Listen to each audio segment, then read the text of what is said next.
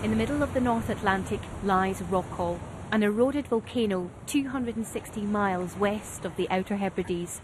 To some, there is no place more desolate, but to Nick Hancock, it's a challenge. This was his first trip to the rock last year. It just kind of grabbed my imagination, and the more I read about it, the more, first of all, I wanted to visit. Secondly, I found out there were a couple of occupation records that could be broken. This time he means to stay 60 days in this pod. But first, he needs to practice hauling it up the rock face. He'll use a diesel-powered winch to help pull his new home and all his supplies onto the rock.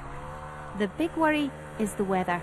If it starts to dislodge equipment and that sort of thing, but probably much more likely to happen is for me to be stuck in my pod for 3 or 4 days at a time, and getting a bit stir crazy and not being able to move around very much and stiffening up, and I think that will affect morale as well.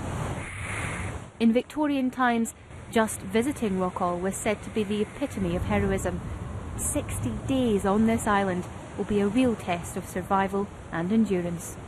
Laura Bicker, BBC News.